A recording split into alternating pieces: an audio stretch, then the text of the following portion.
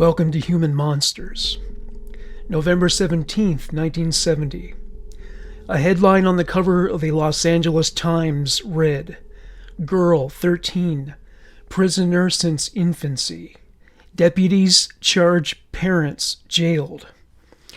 The following day there was a similar related headline regarding this case. Mystery shrouds home of child prisoner.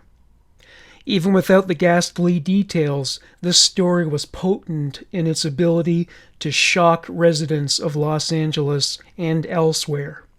The father and teenaged brother were photographed and very visible to the public. Later that week, the girl in question was photographed.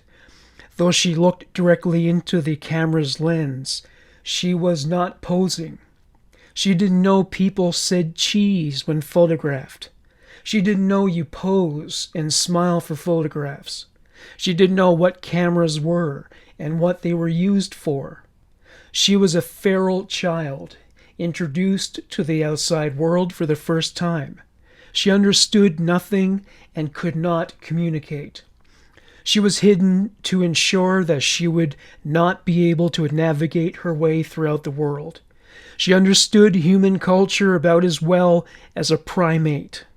Having been so isolated and lacking self-awareness of her status in the world, there was nevertheless a fire in her eyes, as if she was eager to eat up everything she saw simply by setting her sights on them.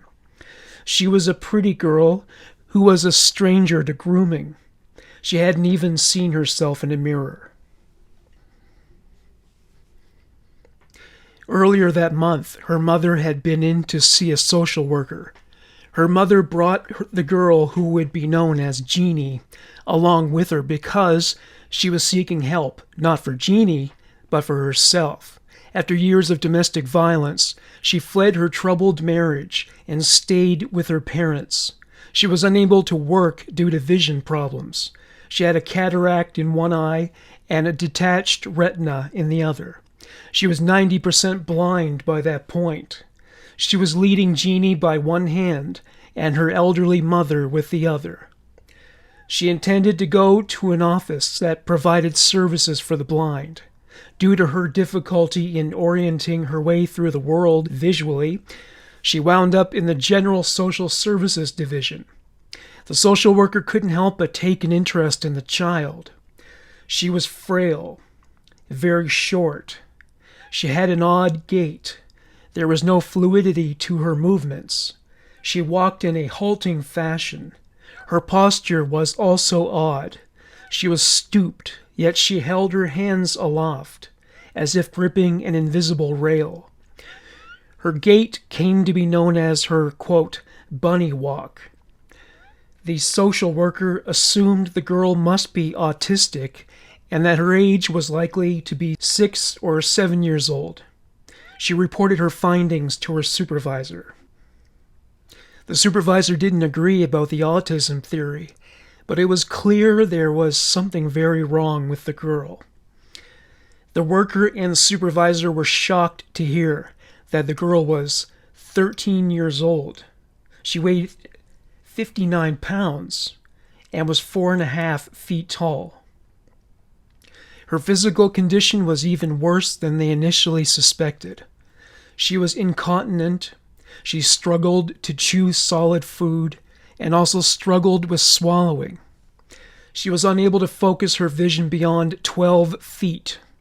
According to some, she was unable to cry. She salivated and drooled, expelling saliva indiscriminately. There was a ring of hardened callus around her buttocks. She had 2 sets of teeth, both nearly complete. Her hair was thin. Her movements were limited. She couldn't hop, skip, climb, or execute any other movement that would have required the complete utilization of her limbs. She could not detect changes in temperature. The social worker visited the child's home and determined that she was in need of medical attention. The child was admitted to Children's Hospital of Los Angeles for treatment of extreme malnutrition. As far as explanations for the girl's condition, the police, social workers, and scientists would unravel that mystery throughout the following weeks. Susan Curtis was a graduate student at the University of California at Los Angeles who wrote a doctoral dissertation on this case. She was a linguist and would spend untold hours working with the girl. A quote from Curtis's dissertation: "To understand this case history, one must understand the family background. The girl's father, Clark, was 12 years older than her mother, Irene. He was a machinist who worked in the manufacturing of aircraft. Clark was highly possessive of Irene, forbidding her to socialize with anybody, especially men. She said her life as a free woman ended the day she married him. He placed many restrictions on her life, one of which being that he did not want children. He hated the noise they made. Nevertheless, she became pregnant.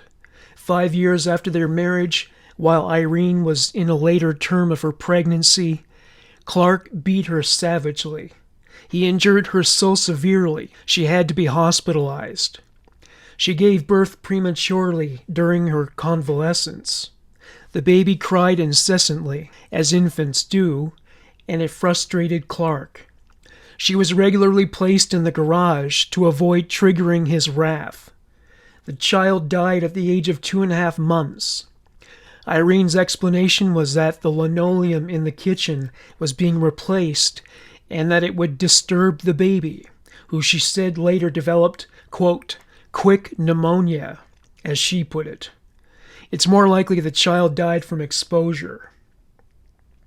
Their next child died of Rh blood poisoning shortly after birth.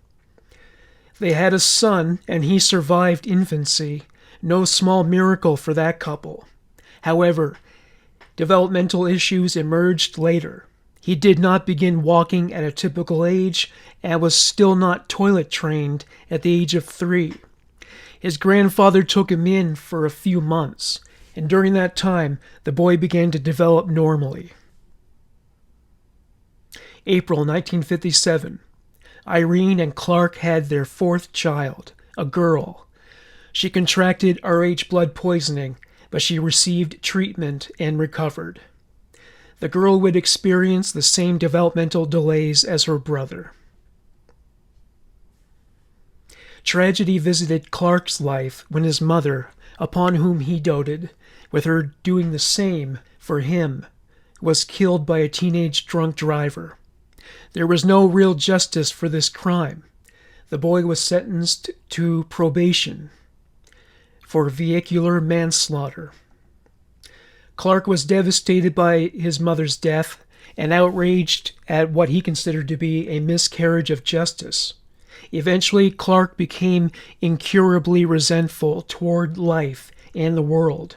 As Jay Shirley, professor of psychiatry at University of Oklahoma, put it, Clark went beyond grief. His depression began feeding on itself, on his isolation. The external world had given him a signal that he didn't count, his mother didn't count. Clark was very serious-minded.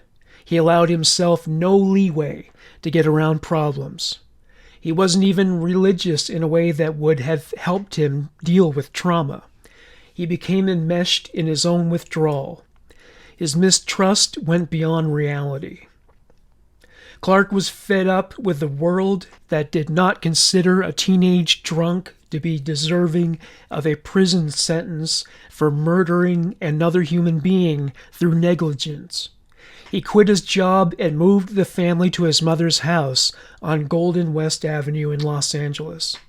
It was there where he would live as a recluse and his family would live as prisoners. Their new life was one of confinement. With Irene coming so close to complete blindness, she became increasingly dependent on Clark. Their son was permitted to leave the house for 2 reasons: attending school and playing with a neighbor's child. Otherwise, it was a hermetic existence. The family was dysfunctional at the outset and would become more so. Their son slept on a pallet in the living room. The parents also slept in the living room. Irene slept on the floor.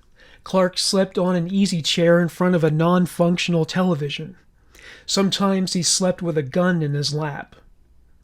The master bedroom was left unaltered. Speculation by those who knew the family well has it that this was done in tribute to Clark's mother.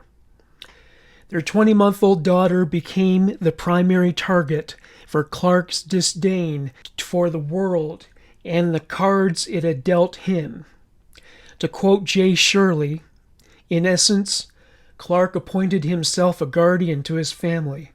His delusion was that his daughter was retarded and was going to be very vulnerable to exploitation. He dreaded the idea of people taking advantage of her. This assessment was buttressed by a doctor's diagnosis. The physician dubbed her, quote, slow, unquote, and a, quote, retarded little girl with kernicterus, unquote. Kernicterus is a condition that sometimes arises in the event of a botched transfusion when treating Rh blood poisoning. Jay Shirley clarified how this event affected Clark. Clark amplified that to a delusional intensity that this girl was profoundly retarded. He was convinced that she would need his protection from the evil of the world, and that no one was better prepared than he to recognize its evil. He didn't reckon, of course, on his own evilness. These people never do. Susan Curtis described Clark's idea of protection in her dissertation, which was later published as a book entitled Genie, a psycholinguistic study of a modern-day wild child. She detailed Clark's protective measures in the following excerpt. In the house, Genie was confined to a small bedroom, harnessed to an infant's potty seat. Genie's father sewed the harness himself. Unclad except for the harness, Genie was left to sit on the chair. Unable to move anything except her fingers and hands, feet and toes, Genie was left to sit, tied up, hour after hour, often into the night, day after day, month after month, year after year. At night, when Genie was not forgotten, she was removed from her harness only to be placed into another restraining garment, a sleeping bag, which her father fashioned to hold Genie's arms stationary, allegedly to prevent her from taking it off. In effect, it was a straitjacket. Therein constrained, Genie was put into an infant's crib with wire mesh sides and a wire mesh cover overhead. Caged by night, harnessed by day, Genie was left to somehow endure the hours and years of her life. There was little for her to listen to. There was no TV or radio in the house. Genie's bedroom was in the back of the house, next to the master bedroom and a bathroom. The father had an intolerance for noise, so what little conversation there was between family members in the rest of the house was kept at a low volume, except for moments of anger when her father swore. Genie did not hear any language outside her door, and thus received practically no auditory stimulation of any kind aside from bathroom noises. There were 2 windows in her room, and one of them was kept open several inches. She may therefore have occasionally heard an airplane overhead or some other traffic or environmental noises. But set in the back of the house, Genie would not have heard much noise from the street. Hungry and forgotten, Genie would sometimes attract attention by making noise. Angered, her father would often beat her for doing so. In fact, there was a large piece of wood left in the corner of Genie's room, which her father used solely to beat her whenever she made any sound. Genie learned to keep silent and suppress all vocalization. Just as there was little to listen to, there was not much for Genie to touch or look at. The only pieces of furniture in the room were the crib and the potty seat. There was no carpet on the floor, no pictures on the walls. There were 2 windows, but they were covered up except for a few inches at the top, of which Genie could see the sky from one and the side of a neighboring house on the other. There was one dim, bare ceiling light bulb, a wall of closets, and another wall with the bedroom door. The room was a dirty salmon color. Occasionally, 2 plastic raincoats, one clear and one yellow, hung outside the closet in the room, and once in a while Genie was allowed to, quote, play, unquote, with them.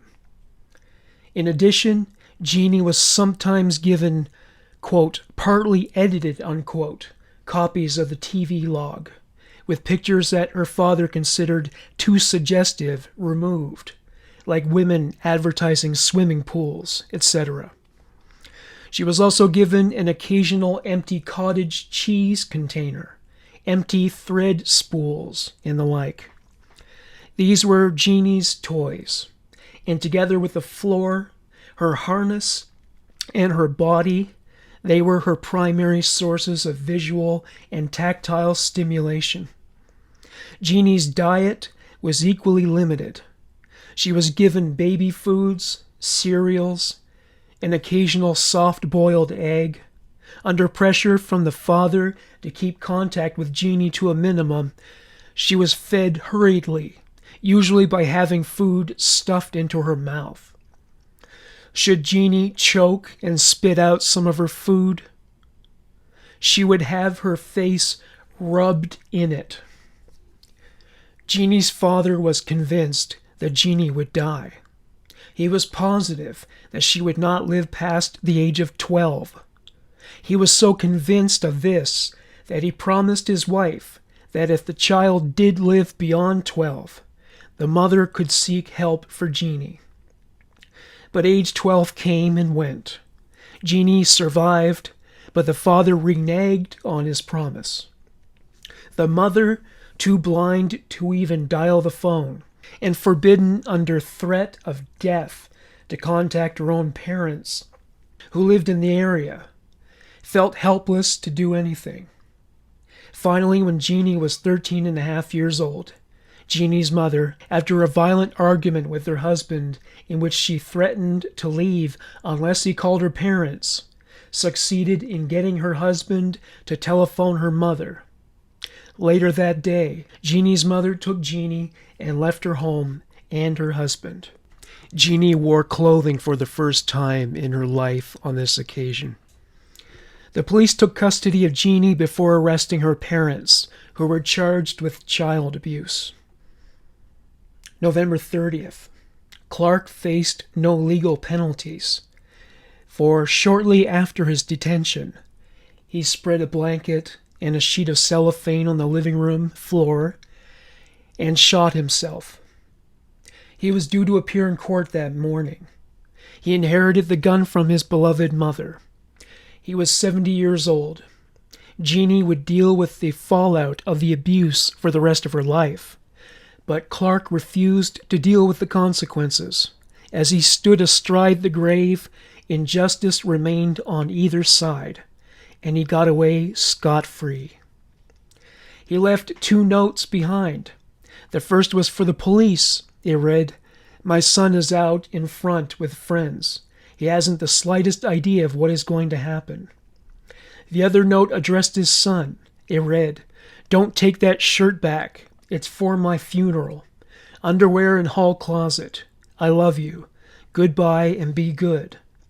In the end, He was more concerned about leaving behind a presentable corpse than about the damage he had done to his daughter, who would be unable to pursue a normal life due to the maladaptive behaviors she developed as a captive in an empty room for 13 years.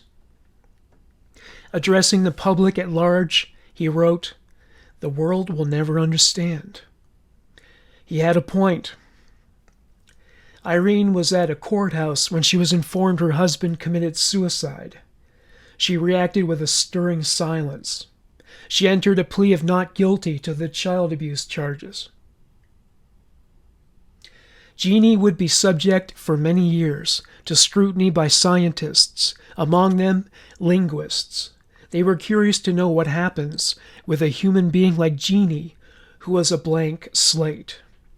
It wasn't just the scientific community that took an interest in her, however. To quote Howard Hansen, head of the psychiatry division at Children's Hospital Los Angeles, "Immediately there was such interest in Genie, such publicity. We had calls from all over the world. Press, doctors, do-gooders, kooks. We tried for anonymity, but we had to keep her in the hospital. She was a ward of the court at that point. If we had discharged her, she would have gone to juvenile hall, and that would not have been right. So David got active on research design, and we put together a little money." The David he was referring to was David Rigler, a professor of pediatrics and psychology at the University of Southern California, as well as the chief of psychology at the hospital's psychiatry division. Another expert was Dr. James Kent, a pediatrician who specialized in the analysis and treatment of child abuse. He had even figured preeminently in a commission created by Washington to examine the problem of child abuse in 1972. He was assigned to Genie's case at the outset. To quote Kent, "I was supposed to give Genie therapy, but mostly that entailed watching her improvement, documenting her progress. I became more her Boswell than her therapist." The first time Dr. Kent paid a visit to Genie, she was having her diaper changed. Once that business was attended to, and she changed into a pair of pajamas, she shuffled over to him because she was fascinated by what he held in his hand. For a girl who spent 13 and a half years of her life with no stimulation, something as pedestrian as TV Guide would have been outright dazzling. He also brought drawing paper, Crayolas, and a Denver kit. A Denver kit consists of several toys that are used to gauge the development level of a child. She demonstrated remarkable dexterity while perusing the magazine. Earlier diagnostic efforts showed her to have the motor skills of a typical 2-year-old. The items in the Denver kit consisted of a bell, a block, and a small doll. Genie took each item, placed it against her cheek briefly, and then placed it aside. She made satisfactory eye contact with Kent. She appeared to take an interest in her environment. She was drawn mostly to sounds, keen on investigating the source of each one that she heard. Though these signs showed potential for improvement, Kent's long-range prognosis was bleak. As he put it, "As far as I'm concerned, Genie was the most profoundly damaged child I've ever seen. There has been nothing in other cases to approach it. It was orders of magnitude worse. Even the child I've cared for recently, a hearing child raised on sign language in a satanic cult, surrounded with ritual murder and prostitution, all kinds of shit, is normal compared with Genie. Genie's life was a wasteland." Determining just how deep and pervasive was the damage to her intellectual and emotional state was difficult. She couldn't talk, so she couldn't respond to any attempt to measure her IQ. She expressed some emotion. She was shocked when Kent pulled out a puppet from the Denver kit. She grabbed it from his hand and threw it to the floor. Faking concern As if the puppet was a corporeal being, Kent said, "We have to get him back." He was shocked in his own right when Genie laughed nervously and said, "Back." Kent picked up the puppet and Genie threw it on the floor again, a source of amusement for her, enough to have her laughing.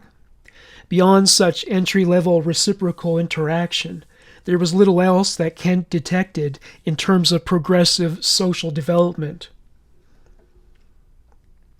To quote Kent's findings from a symposium in 1972, apart from the peculiar laugh, frustration was the only other clear effective behavior we could discern. The frustration would manifest as scowling, ripping paper, or scratching objects with her fingernails. If she was not merely perturbed, but enraged, she would scratch her face, blow her nose aggressively into her clothes, or urinate. Despite all this, she didn't make noise and didn't direct her anger toward others. After years of being forced by her father to suppress emotion, it was a pattern she and her caregivers found impossible to break. Sired and raised by a man who despised noise and powerlessness, it was hardly surprising. It was hard for him to see a promising future for the girl who was downright primordial. He described her disposition as that of, quote, somber detachment, unquote. She would spit into her clothing or onto a curtain hem. She took little interest in the people who surrounded her, instead focusing on the room in which they were situated. She was so out of touch with other human beings, some would refer to her as, quote, ghost-like, unquote. Enter J. Shirley. He said, "I spent a week with Genie, examining her clinically. I determined for myself that she was the genuine article, that she had suffered the most extreme long-duration social isolation of any child that had been described in any literature I could find." Indeed, Clark's abuse of Genie was not merely abject and devoid of mercy and empathy. It was historic, unprecedented. Shirley recalled that Genie treated everything, including people, as objects. As Shirley noted, if you gave her a toy, she would reach out and touch it, hold it, caress it with her fingertips, as though she didn't trust her eyes. She would rub it against her cheek to feel it, so when I met her and she began to notice me standing beside her bed, I held my hand out, and she reached out and took my hand and carefully felt my thumb and fingers individually, and then put my hand against her cheek. Speaking conclusively, he said, she was exactly like a blind child. She didn't integrate tactile and visual information. Even the bunny walk, hands in front, it's what we call a blindism. It's what people do when they don't entirely believe their eyes. There were some physical improvements. When she was brought to hospital, she had a ring of black bruising around her buttocks from her positioning on the potty. The bruise faded to yellow. After nutritious diet was introduced, she put on weight and was beginning to catch up in her physical development. Only 3 days after her admission, she became oriented toward a pattern of self-sufficiency. She began to dress herself. She used a toilet voluntarily, though her problems with incontinence would see no immediate resolution.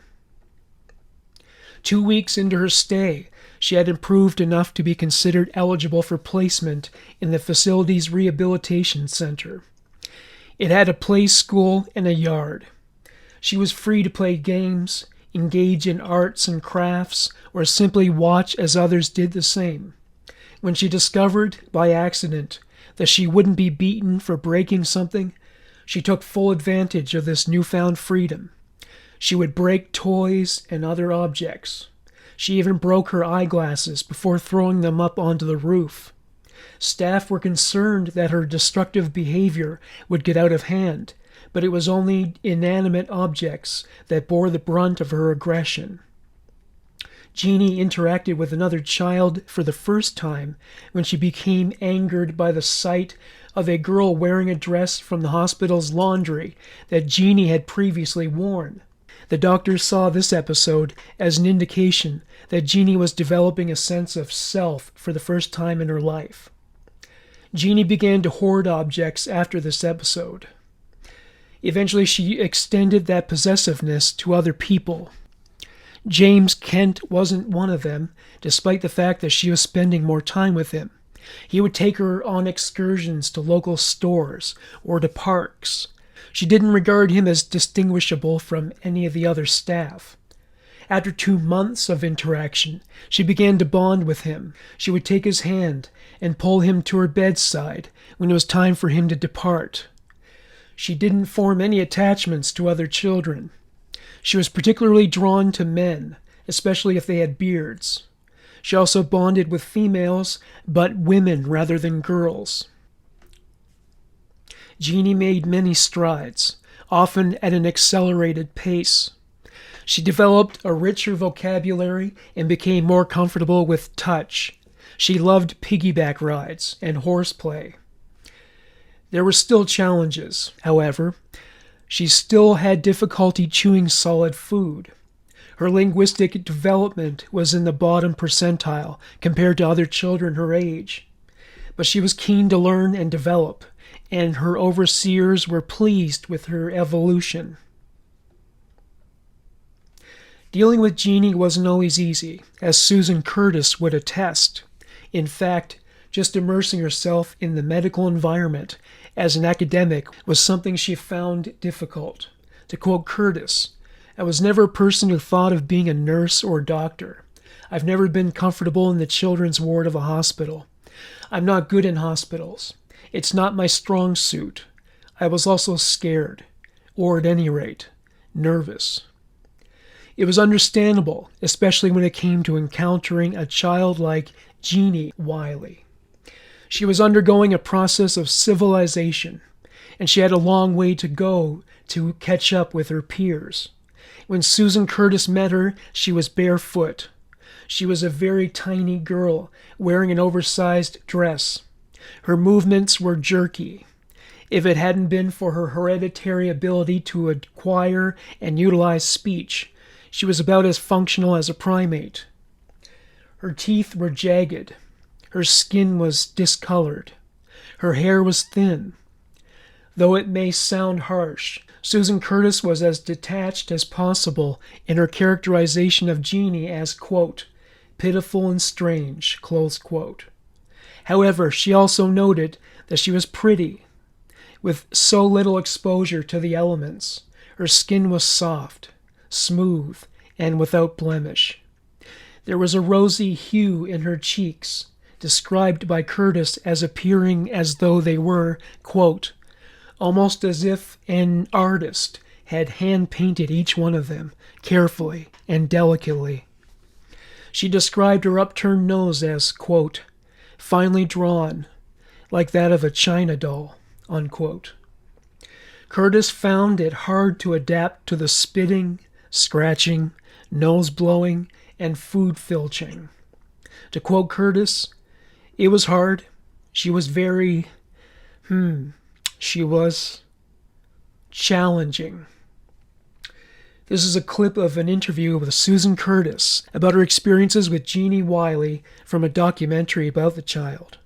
If you listen closely, you can hear Genie's vocalizations.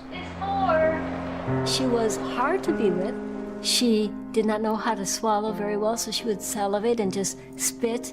So I would come home drenched in her saliva. There were lots of things that were very, very difficult and unpleasant, but nonetheless, she was just entirely captivating.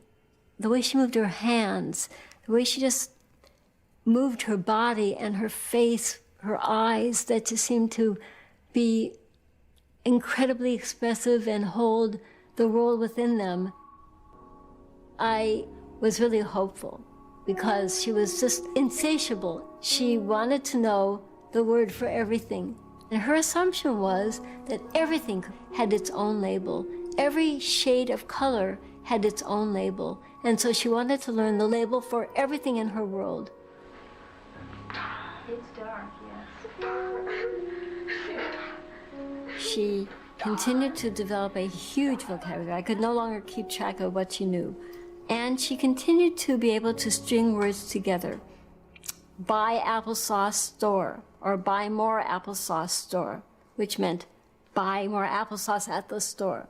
Oh, Mama. Let me see, the log? Oh, Mama.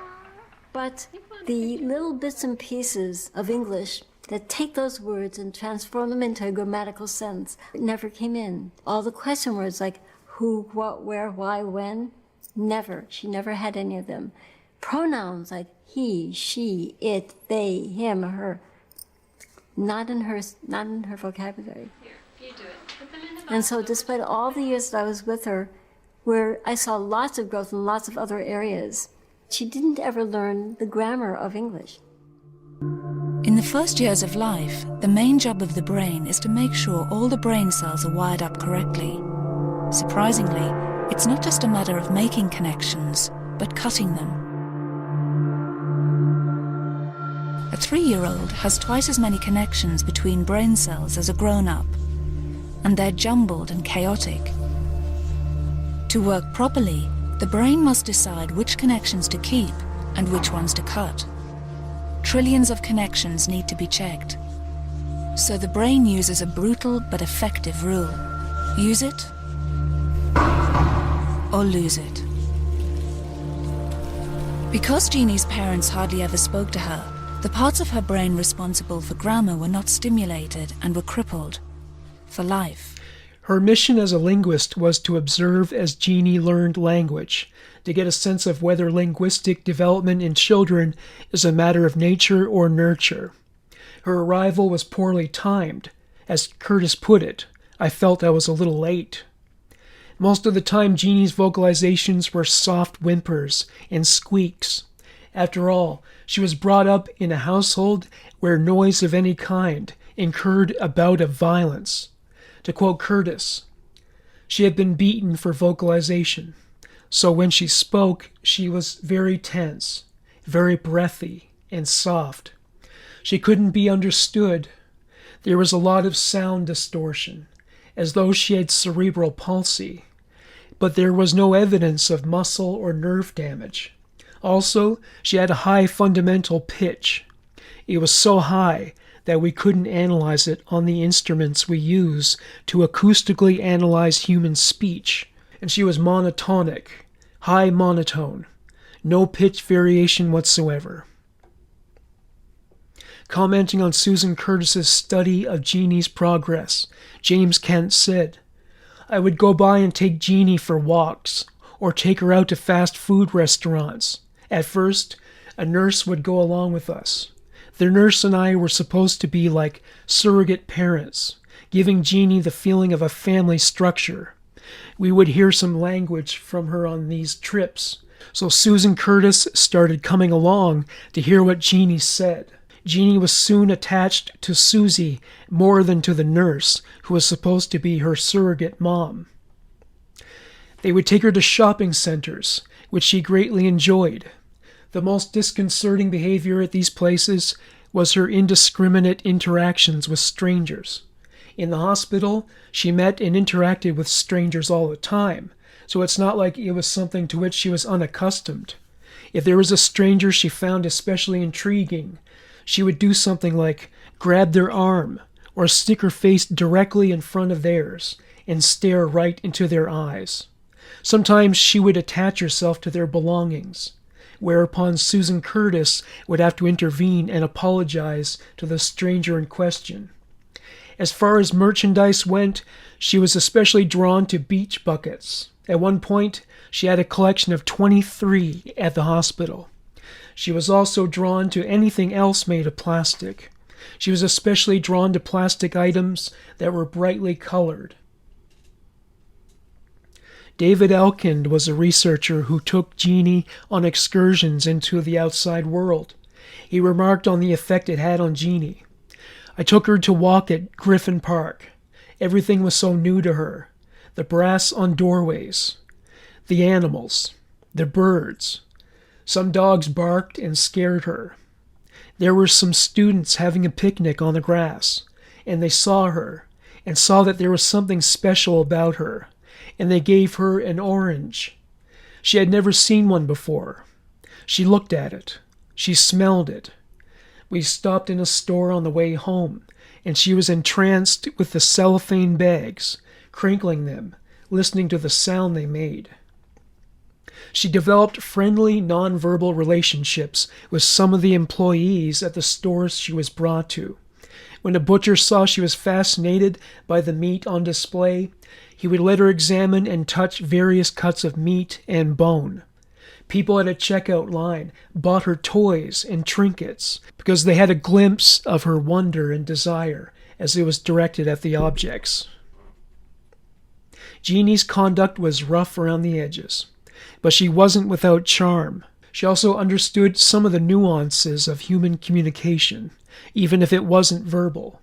In observing this, Susan Curtis wrote, "Genie was the most powerful nonverbal communicator I've ever come across. The most extreme example of this that comes to mind. Because of her obsession, she would notice and cover anything plastic that anyone had. One day, we were walking, I think we were in Hollywood. I would act like an idiot, sing operatically to get her to release some of that tension she always had. We reached the corner of this very busy intersection, and the light turned red, and we stopped. Suddenly I heard the sound. It's a sound you can't mistake. The sound of a purse being spilled. A woman in a car that had stopped at the intersection was emptying her purse, and she got out of the car and ran over and gave it to Genie, and then ran back to the car. A plastic purse. Genie hadn't said a word." One behavior that caused Genie's handlers great embarrassment was masturbation. Ignorant of society's taboos regarding sexuality and what constitutes appropriate expression, she would masturbate anywhere and at any time. Sexual exploration is normal for both children and adolescents, but ultimately Genie had to be taught that certain activities had to be kept behind closed doors. In the meantime, she embarrassed her caregivers whenever she did it in public. After all, Genie's body was making up for lost time. Not only was she growing up, but she got her first period, and she sprouted breasts. That sexual arousal would follow was not something they could or should stop. It could only be managed. You can't regulate nature. Some stimuli were too much for Genie. One day, Dr. Wriggler brought a puppy to the home of Gene Butler when Genie was staying there as a guest. Butler recalled Genie's reaction in her journal. Dr. Wriggler phoned and said his wife had picked up a puppy and he would like to bring it over to show Genie. I asked him to wait a few days. He said he was anxious. I then said to please keep the dog in his car and let Genie peer through the window. At about 8 p.m., Genie and I were folding sheets, and the task was giving her great satisfaction. Just then, Dr. Wriggler came. He took her hand and led her to the front door, opened it, saying, "Come with me, Genie. I have something to show you." By this time, Mrs. Wriggler had taken the dog out of the car and placed it on the lawn. From the porch, Genie saw the dog and ran back in the house, slamming the door violently. She got in my bed for a while. She watched the dog through the front window. The Wrigglers left, and Genie stayed in my bed for 2 hours, frequently getting up to go to the bathroom. She said, "No dog," and "scared." She slept less than 2 hours that night. At 2:30 a.m., she came in to me and took my hand and led me to her bed. I sat by her for 2 hours while she repeated, "Scared." Further progress soon followed. Genie didn't masturbate as often, or at least not in front of others. She didn't wet the bed as much. Jay Shirley described Genie's improved verbal expression. You asked me about Jeannie's speech here. The last 2 weeks, Floyd called her my little yacker. He often said, "You're going to grow up to be a yacker." She talked one evening for 45 minutes after a trip to the pet shop to get 4 fish. During the day, we talked and even argued about 1/4 of the time. She was using 2- and 3-word sentences. She used the negative appropriately, and when I told her that she would have to come inside if she did not stop putting water on the service porch, she said, "No, come in." She often described an object with 2 adjectives: 1 black kitty, 4 orange fish, bad orange fish, no eat, bad fish. The longest expressed thought. Jeannie's stay with Jean Butler drew to a close. Butler recalled how this went down. For about 20 minutes, Jeannie knew something was wrong. She was very upset when I told her that she must go with Mr. Wadowski and Mrs. Omansky back to rehab. She said, "No, no, no!" I told her I loved her very much, but she must do what I say and go with them. Jeannie went to live with the Wrigglers. They dwelled in an upscale home in the Los Feliz district of Los Angeles. Their library doubled as Jeannie's bedroom. Jeannie was fascinated by the books and magazines that had been archived on the shelves. She was destructive. When she found a page she liked, she would rip it out. For a bibliophile, this would be hard to take, and Dr. Wriggler and his wife would have to make many adjustments as Jeannie got settled. That was the least of her transgressive behaviors. She defecated in the waste can of the Wriggler's daughter's bedroom. She urinated every 10 minutes, and she wasn't picky about the locations. She had yet to recognize the importance of indoor plumbing. The indiscriminate urination eventually stopped, but other off-putting habits remained. She would hide feces in her room, which she had also done in the hospital. She would spray it with deodorant to suppress the stench. She would steal the Wriggler children's belongings. It was bound to be difficult for them to accept a foster child in their home, and Jeannie certainly would demand a great deal of patience on their part. When she dined with the family, she would fill her cheeks with food like a chipmunk and wait for saliva to break it down into a digestible form. She still hadn't learned to chew. The Wrigglers got Jeannie used to the presence of their dog through baby steps.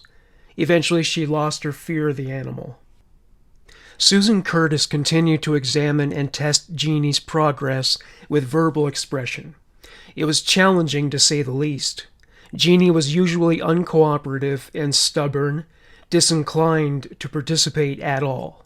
When she did indulge Curtis, she expressed herself with monosyllables in sentence fragments. Jeannie, while a noted chatterbox by then, didn't exactly have diarrhea of the mouth. It was more like the conclusive stages of constipation. She could make herself understood to others, but only in the most rudimentary way. In a nutshell, she communicated like a toddler. Eventually, Jeannie learned to chew. It brought some semblance of normalcy to the Wriggler household, at least when it came to dinner time. Jeannie was enrolled in a nursery school, followed by admission to a public school for children with intellectual disabilities. She continued to receive speech therapy at home and was taught sign language. Her foster mother painted Jeannie's fingernails. She knew Jeannie loved being called pretty, and she hoped that appealing to her vanity would help to discourage her from doing things like scratching at her face. It worked. She also persuaded her to stamp her feet and act out in anger in any other way outdoors. Susan Curtis was also pleased with the progress Jeannie was making. As Curtis recounted, "Today I took Jeannie into the city. We browsed through shops for about an hour. We sang and marched and carried on in our own nutty, special way. As we walked, Genie seemed elated and delighted by everything I did. She commented, "Genie happy." So was I. Our relationship had developed into something special. To the scientist's disappointment, Genie hit a plateau in her linguistic development. This is a girl whose brain's development was still catching up after 13 years of neglect. Perhaps it was a fool's errand to attempt to mold her into an articulate and professorial figure after the years of abuse and neglect. Even well into her teenage years, she was very much a child. Nevertheless, Susan Curtis still saw potential in her. As she put it, being with Genie wasn't like being with a retarded person. It was like being with a disturbed person. She was the most disturbed person I'd ever met, but the lights were on. There was somebody home. Despite Genie's sporadic progress when it came to speech, the Wrigglers did not detect any deficits in basic intelligence. As Dr. Wriggler put it, this was not a dumb kid. No way. She had energy and personality and incredible curiosity. She most emphatically responded to approval and dismayed by reprimand. She craved affection, and she gave it. She had a wonderful sense of humor. She would also communicate through drawings. She would also clip images from magazines to express what she had in mind. She started doing chores like ironing and sewing and demonstrated proficiency at both. Genie started to make new strides in verbal communication. She learned how to lie, like when she was caught with a pocket full of stones after she was forbidden to carry such materials around with her. The subject of her father's abuse began to surface, which she articulated with words. It came suddenly one day when she blurted out, "Father hit, big stick. Father is angry. Father take piece wood, hit, cry." Dr. Wriggler detailed how he and his team helped Genie deal with the memories of her father's abuse. We worked with her fear of her father. We kept assuring Genie that her father was dead and was not going to appear and punish her. We had a problem communicating to her the concept of death. She was always afraid that he would return. As she learned to talk more, a stock phrase became "Father hit," hundreds of times, thousands of times. One day Dr. Wriggler stumbled upon Genie as she beheld an image in a magazine. It was a picture of a wolf. After doing some digging, he found out that her fear of canines was connected to her father. He would appear in or outside her room and make barking and growling noises at her as a means of intimidation. Jay Shirley gave his theory about her reaction and its connection to Clark. All I can think is that it had to do with Clark's appointing himself his daughter's guardian. Remember, he was going to protect Genie from the world, and at the same time, he was punishing her with his protection. And people are often guarded by their dogs, so he became a dog. Irene visited Genie in Children's Hospital one day. Genie was fascinated by her, but no more than she was by hospital staff and strangers at Kmart. James Kent described this encounter. In the course of Genie's play with a puppet, her mother and brother entered the room. She ignored her brother's greeting, moved quickly to her mother, and, pushing her face within a few inches of her mother's, peered at her without expression for a moment, then returned to the puppet play. As we first observed it, Genie seemed less interested in her mother than in many of the other hospital staff. She would comply with her mother's request to sit on her lap, but she remained stiff and aloof, and was noted at least once to have an angry outburst of scratching and spitting as soon as she could escape. Genie's mother seemed not to be aware of this notable lack of warmth. On the contrary, she remarked once that after such an episode that Genie seemed to, quote, like me today, end quote. Such a reaction shouldn't come as a surprise given how delusional this woman was. The scientists who monitored and treated Genie felt it was important to maintain that aspect of her past. They gave full consent to Irene to visit Genie when she could. Staff overseeing Genie's care arranged for Irene to have her cataracts removed, free of charge, so that she was now better able to interact with Genie. She even had her home for visitations. Following the restoration of her vision, she was better able to provide care for a special needs person like Genie. The same doctors used their connections to the legal world to retain an attorney to represent Irene as she fought charges of child abuse. The lawyer in question has a reputation as being the top legal representative when it came to child abuse cases. Irene wasn't quite as grateful as one would expect. Having come from a working-class background, she was status conscious in the sense that she worried about being appropriately attired and was suspicious about figures like Dr. Kent and Dr. Rigler, as they were highly educated, and she worried they looked down upon her. She wasn't entirely wrong about that last point, and ultimately anybody who is directly or indirectly responsible for child abuse will never completely bleach out the stain on their reputation.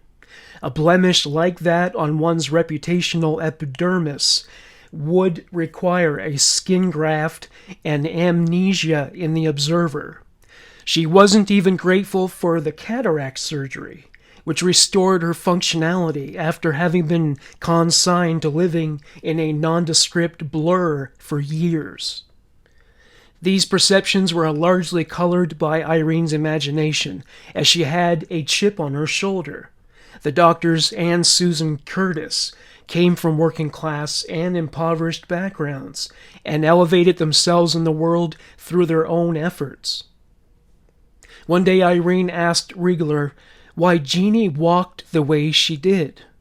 She was so intrinsically in denial. She didn't draw a line from Genie's 13 years in a harness and her inability to walk with a conventional gait. She actually said, "What have you done to her that she walks this way?" Rigler was baffled that she could be so clueless about this. To quote Rigler, "I don't think Genie's mother ever understood what her role in Genie's condition was. I think the mother, after her counseling and rehabilitation, had a task of her own, to resolve this in her mind in a way that would allow her to live with it. Irene saw our presence as a reprimand, an indictment, as a reminder, and we were too busy congratulating ourselves on our benevolence to notice how much we were antagonizing her." Irene felt uncomfortable visiting Genie in the Riglers' home. She only visited the house 3 times in 4 years. Dr. Rigler's wife was mothering Genie effectively, far more so than Irene ever had. Recognizing her dismay at this, most of her visitations with Genie were conducted in public, like at parks and fast food restaurants. If she were to regain custody of Genie, her parenting of her daughter would have to go from 0 to 10 on the scale of involvement. And following her exoneration from the child abuse charges, were that to occur, she would have a critically steep incline to ascend to demonstrate and prove that she was worthy to parent a child that, from an intellectual and emotional standpoint, would remain forever a child.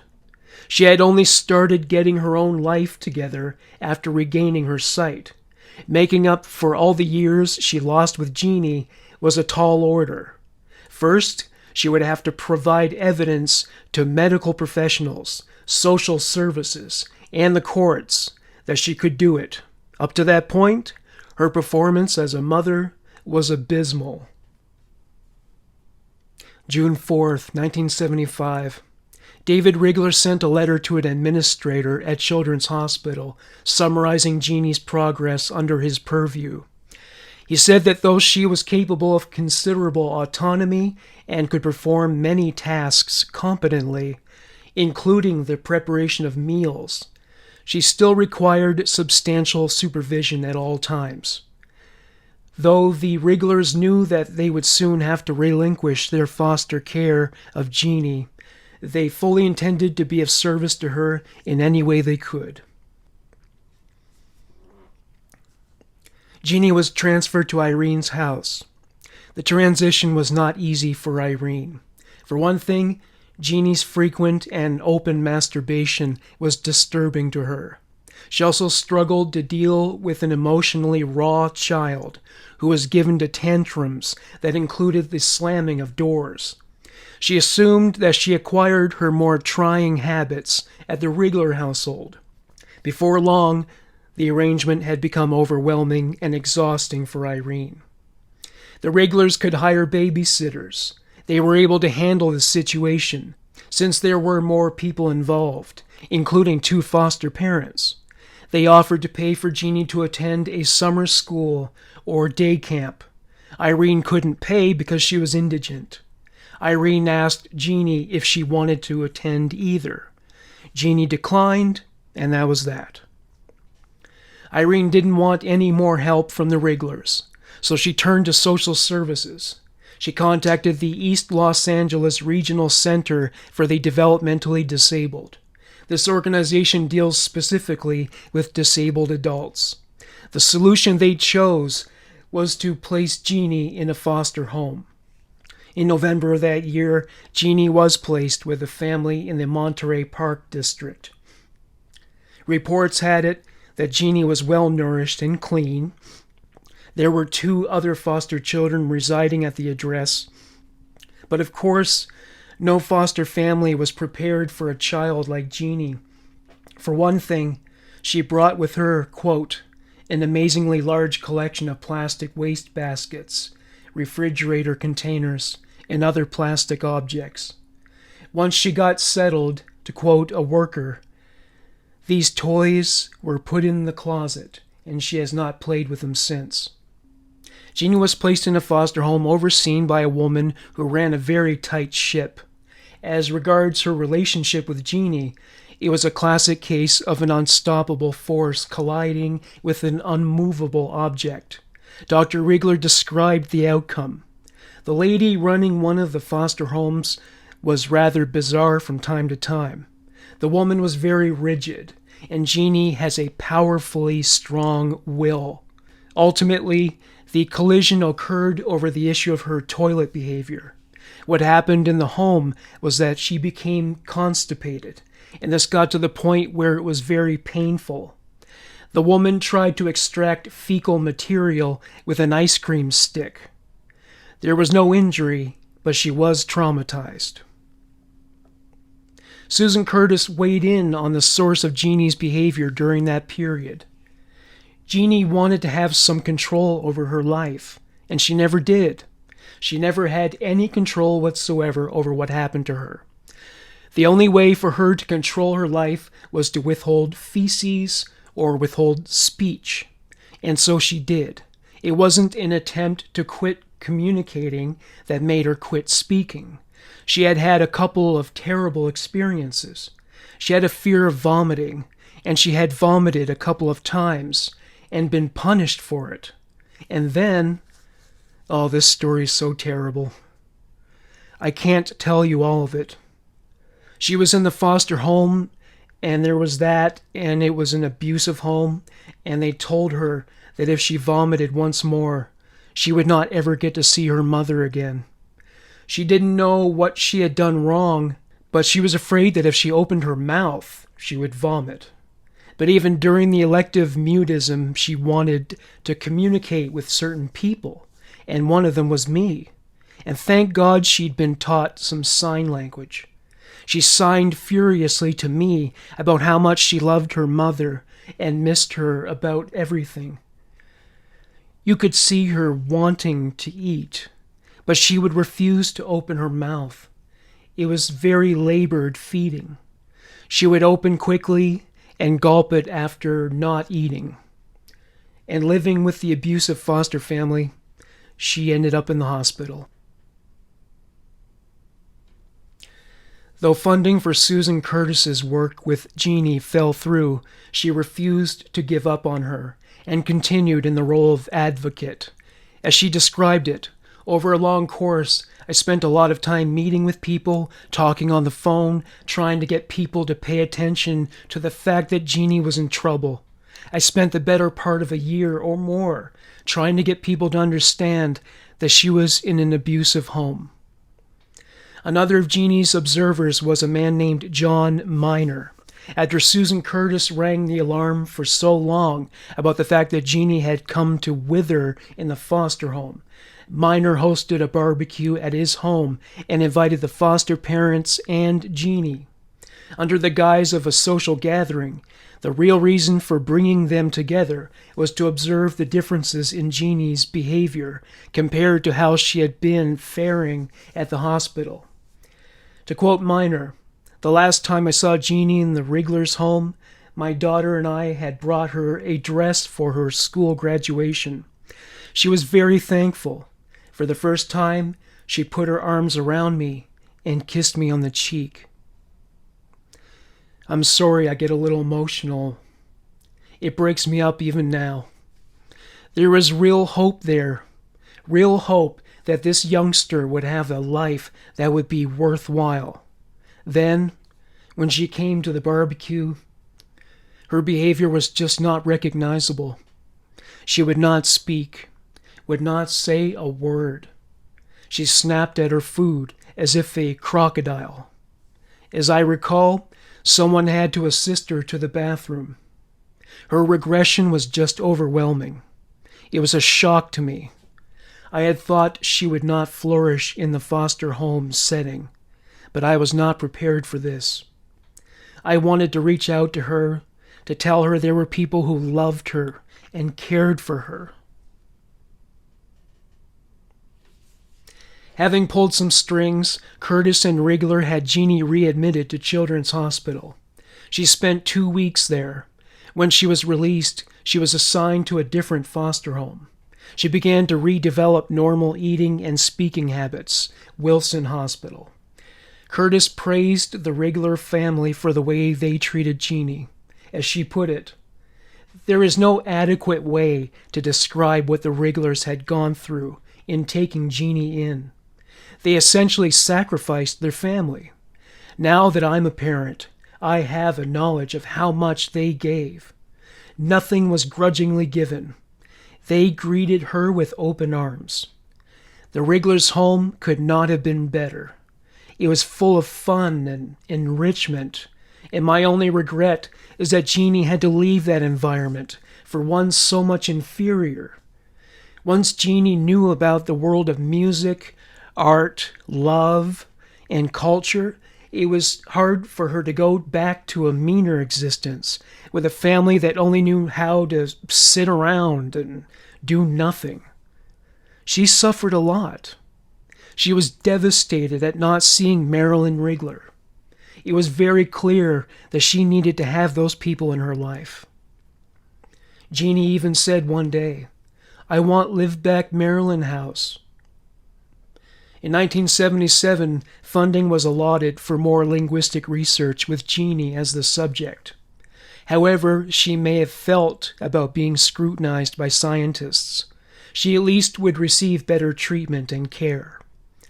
Despite this continued instruction in the ways of language, Genie never did master syntax and grammar. She could make herself understood, but only in the most rudimentary way. Analysis had it that Genie performed tasks associated with the right hemisphere of the brain successfully, but she struggled immensely with left brain procedures.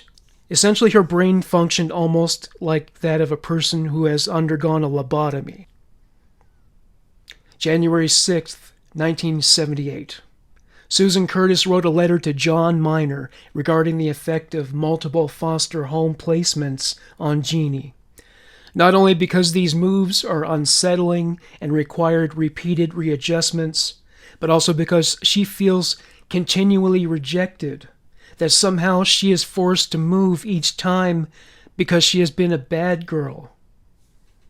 The most recent foster home forbade Genie from receiving visitations from any of her overseers, and this caused Genie a great deal of distress. Fueling increasing concern was John Minor's neglect of the situation. When social workers and other officials sent letters or called him, the correspondences were not returned. If a signature was needed, he was not available to give it. This put Genie's prospects for a prosperous life in jeopardy. More complications emerged. Now that Genie was a legal adult and entitled to a share of the house co-owned by her family, she was considered ineligible for the benefits she was receiving at the foster home. She was also required to pay back $1,230.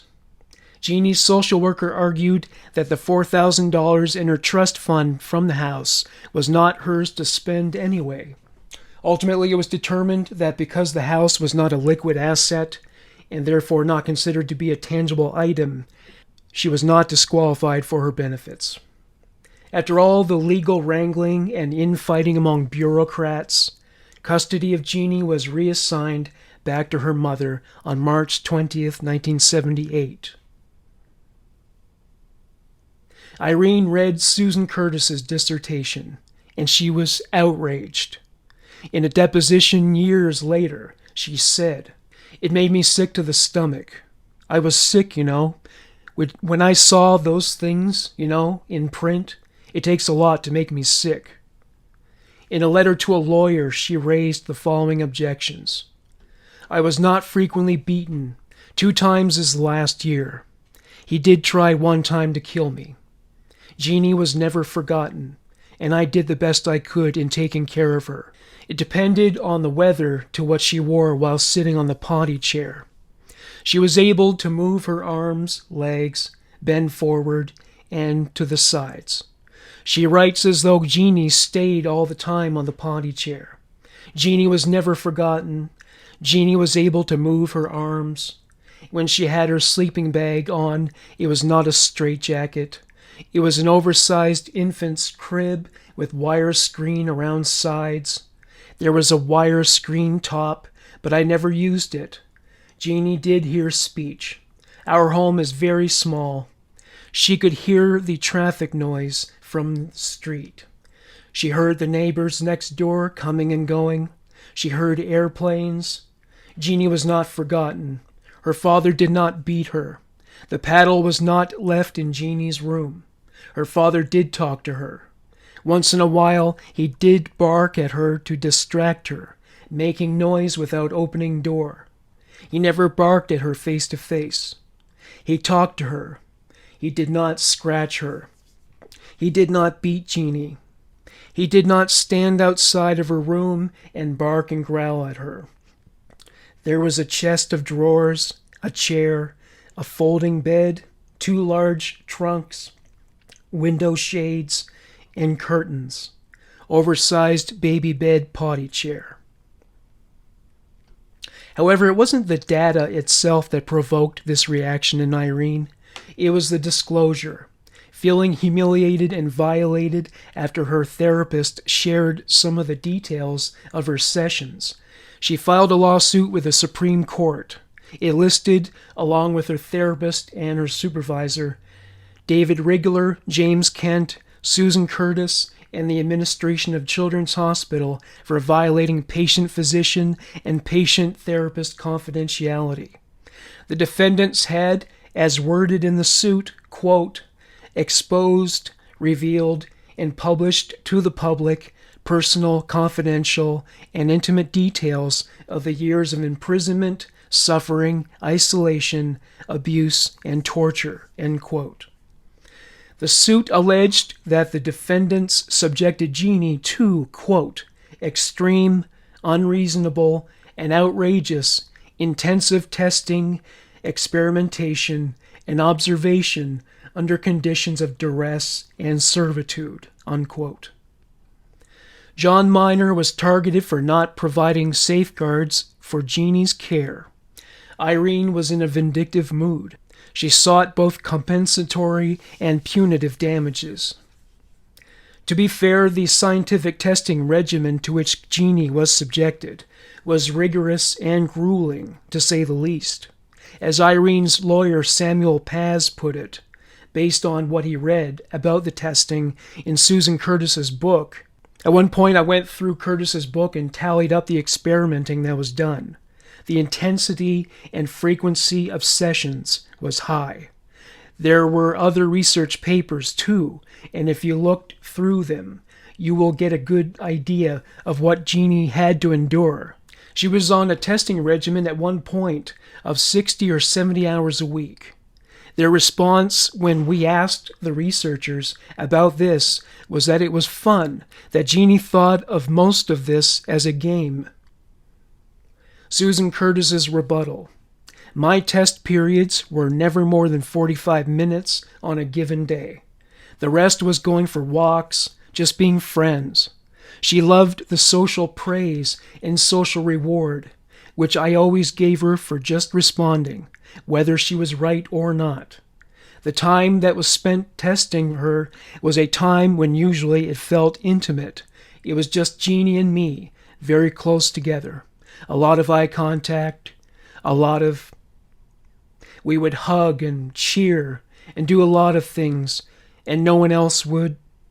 We wouldn't have crowds of strangers there that had to be contended with at the scene at the same time.